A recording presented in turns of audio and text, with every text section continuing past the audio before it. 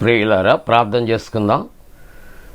మమ్మలను మిక్కిలి ప్రేమిస్తున్న పరలోకపు తండ్రి, మీకే స్తుతులు స్తోత్రాలు చెల్లిస్తూ ఉంటున్నాం.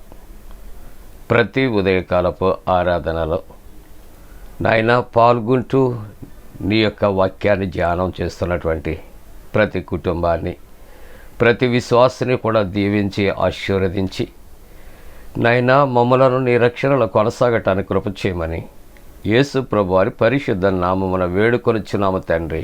ఆమేన్.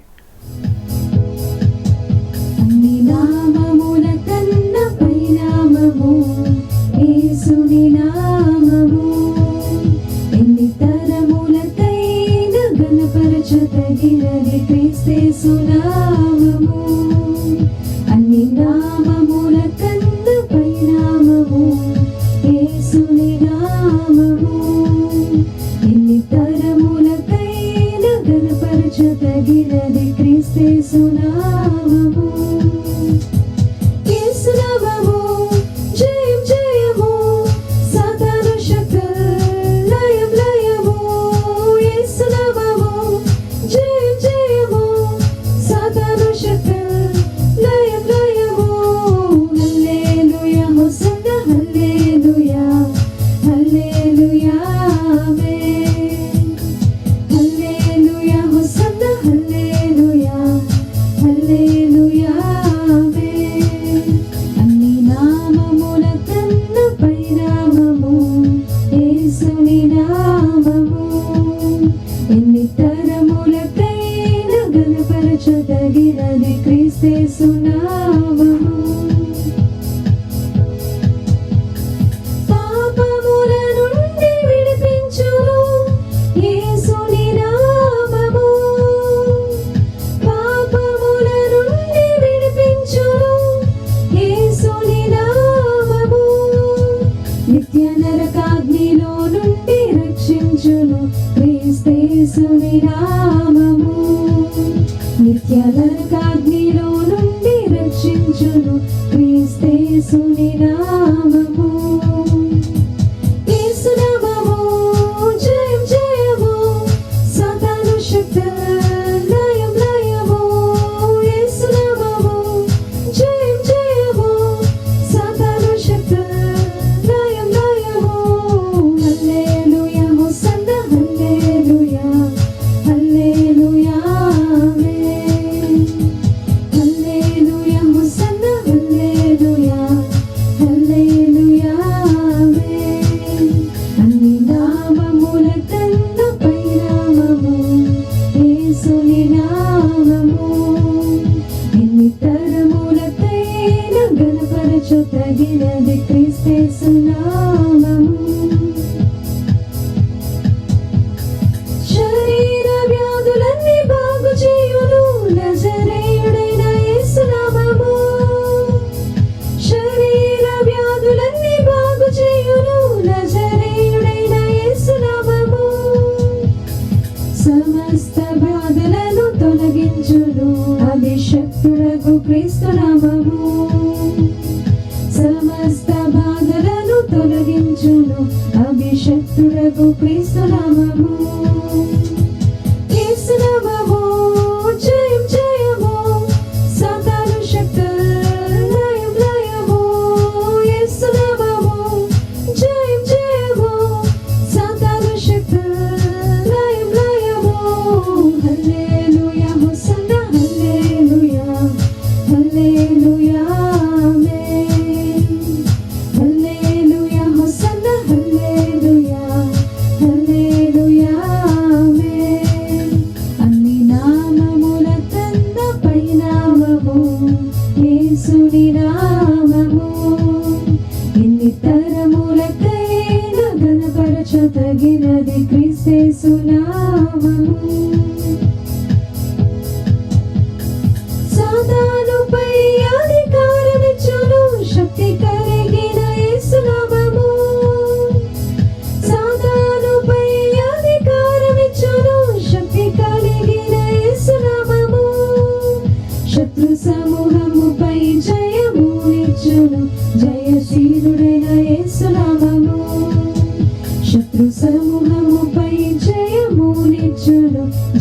సర్వశక్తిశీలుడైన యేసునామము, యేసునామము జయం జయము, సాతాను శక్తుల లయం లయము, యేసునామము జయం జయము, సాతాను శక్తుల లయం లయము.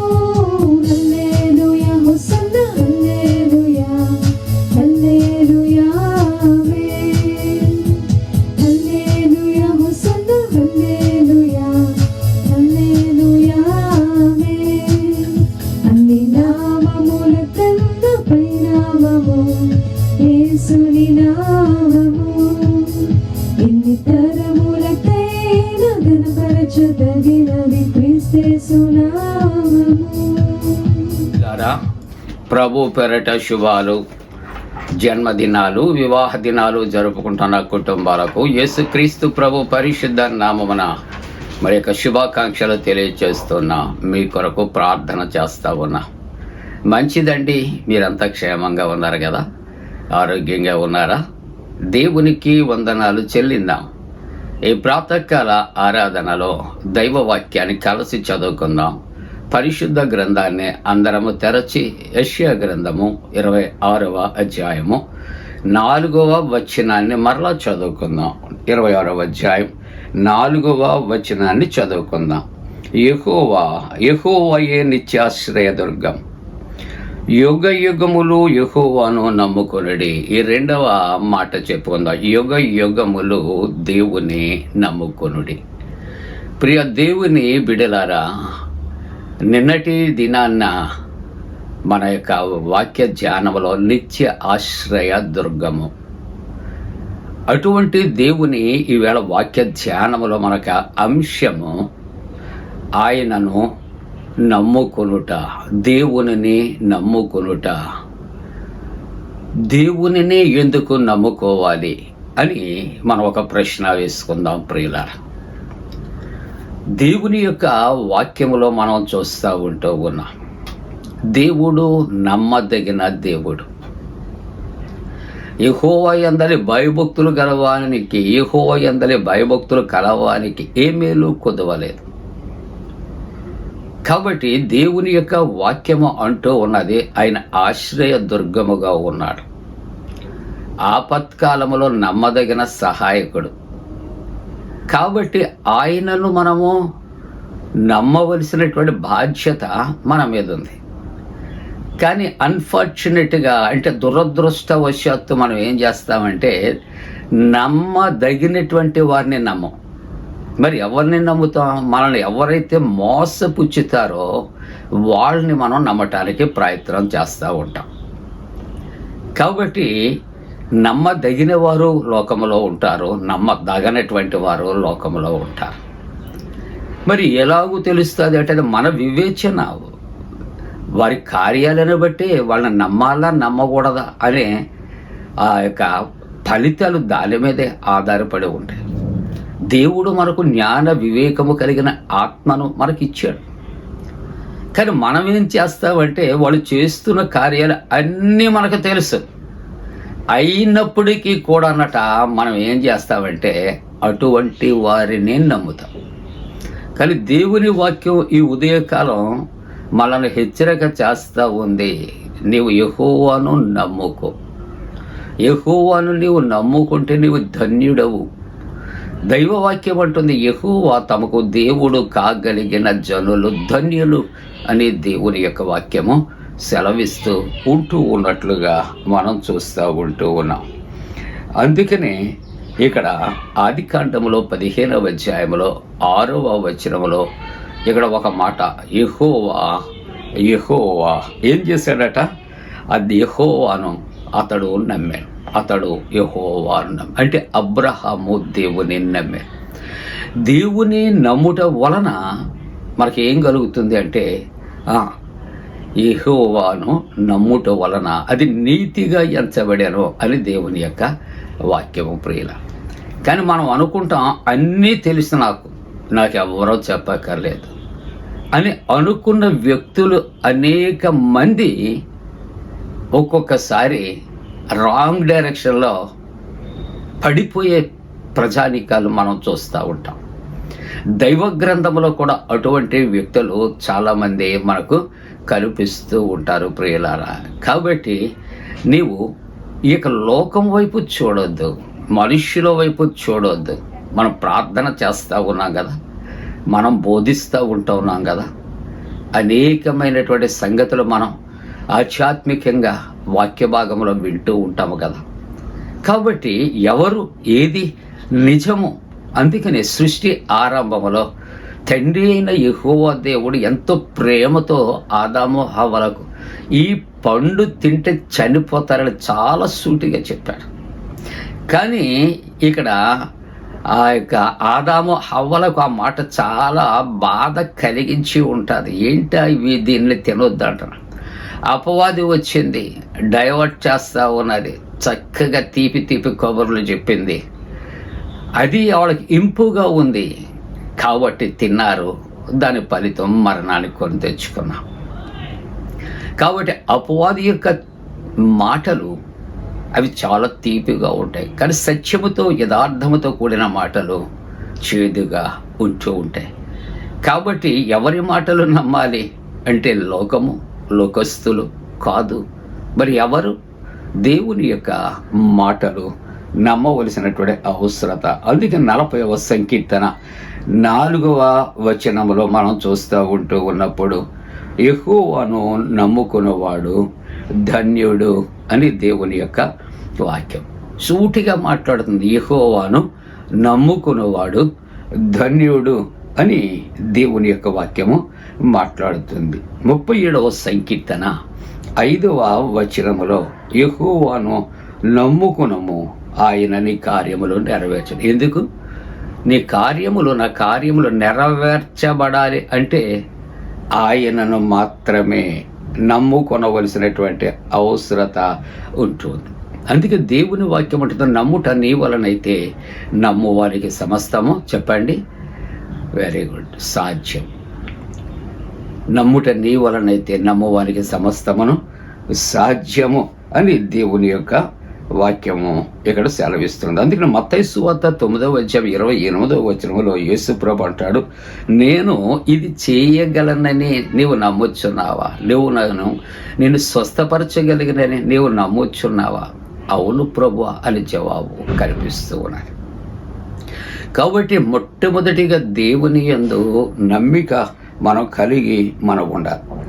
ఏ మనస్సు ఏ హృదయముతో అంటే సామెతల గ్రంథం 3:5వ వచనములో నీ పూర్ణ హృదయముతో యెహోవా యందు నమ్మిక ఉంచు.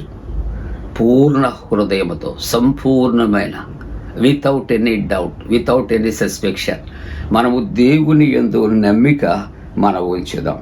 అలాగే సామెతల గ్రంథం 28వ అధ్యాయం 25వ వచనములో యెహోవా యందు నమ్మిక ఉంచేవాడు దాని గొప్పతనం ఏంటంటే వర్ధిల్లతాడు. నువ్వు వర్ధిల్లాలి, నీ కుటుంబం వర్ధిల్లాలి అనుకుంటున్నావా? ఆయన నీవు నమ్మవలసిన అవసరత. సామెతల గ్రంథం 29వ అధ్యాయము 25వ వచనములో యెహోవా యందు నమ్మకం ఉంచేవాడు సురక్షితముగా ఉంటాడు. దేవుని యందు నమ్మకం ఉంచేవాడు సురక్షితముగా ఉంటాడు. మరి ఎవరు నమ్మకం ఉంచారు? ఎవరు? వాళ్ళ పరిస్థితి ఏంటి? ఆలోచన చేస్తే సామెతల గ్రంథం 14వ అధ్యాయం 15వ వచనం అంటాడు, జ్ఞానము లేనివాడు అక్కడ ప్రతి మాట వింటాడట. అన్నీ చూస్తూ ఉంటాడు, ఏం జరుగుతుందో చూస్తూ ఉంటాడు, ఎవరు ఎటువంటి వాడు చూస్తూ ఉంటాడు. కానీ ఏం చేస్తాడు? ప్రతి మాట నమ్ముతాడు. బైబిల్లో అటువంటి వ్యక్తికి ఇచ్చిన టైటిల్ ఏంటో తెలుసా? జ్ఞానము లేనివాడు. జ్ఞానము లేనివాడు. సామెతల గ్రంథం 26వ అధ్యాయం 25వ వచనం అంటాడు, పగవాడు ఇక్కడ ఏం చేస్తాడంటే ఆయనను నమ్మడు. పగవాడట దయగల మాటలు వాడు నమ్మడు, ఇతరుల యొక్క మాటలు నమ్మరు. కాబట్టి వీళ్ళ వాక్యములో ముగింపుగా అంటుంది, యుగ యుగములు యెహోవాను నమ్ముకొనుడి. దేవుని నమ్ముకున్న వారు సురక్షితముగా ఉంటారు. అలా ఉండటానికి దేవుడు తన పరిశుద్ధాత్మ కూడిన మనపై మెండుగా కుమ్మరించునుగాక. ఆమేన్. ప్రార్థన. దేవాని వాక్యాన్ని దీవించి ఆశీర్వదించండి, రక్షణలో నడిపించండి, స్వస్థతలు కలుగు చేయండి, ఉద్యోగ ప్రయత్నాల్లో తోడుగుండండి, పరీక్షలు రాస్తున్న బిడ్డలకు జయం ఇవ్వండి. యేసు నామమున వేడుకొనుచున్నాం తండ్రి. ఆమేన్. పరలోకమందున మా తండ్రి, నీ నామం పరిశుద్ధపరచబడనుగాక, నీ రాజ్యం వచ్చునుగాక, నీ చిత్తం పరలోకమందు నెరవేర్చున్నట్టు భూమి అందు నెరవేరునుగాక. మా ఆయన దినాహారం నేడు మాకు దయచేయం, మా ఎడల అపరాధం చేసిన వారిని క్షమించిన ప్రకారముల అపరాధం క్షమించము, శోధనలోని తేక కీడును తప్పించము. రాజ్యము, శక్తియు, మహిమ నిరంతరము నీవై ఉన్నవి. ఆమేన్. మన పరమ తండ్రి అయిన దేవుని యొక్క ప్రేమయు, ప్రభువైన యేసుక్రీస్తు ప్రభు కృపయు, పరిశుద్ధాత్మ యొక్క అన్యోన్య సహవాసము ఆరాధిస్తున్న ప్రతి కుటుంబానికి, విశ్వాసికి తోడుగుడు సంరక్షించి కాపాడునుగాక. ఆమేన్.